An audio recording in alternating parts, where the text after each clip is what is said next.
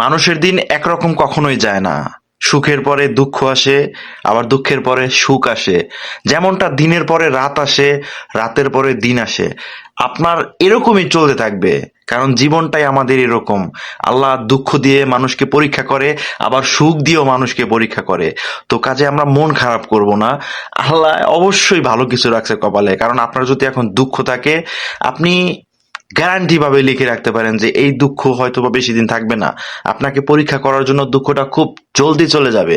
আর আমি মনে করি কি জানেন, সুখের থেকে না দুঃখ আসাটা অনেক দরকার আছে জীবনে। আপনার দুঃখের সময় কোন মানুষটা আপনাকে ভালোবাসলো, কোন মানুষটা আপনার খেয়াল রাখলো, এটা আপনি চিনতে পারবেন খুব অনায়াসে।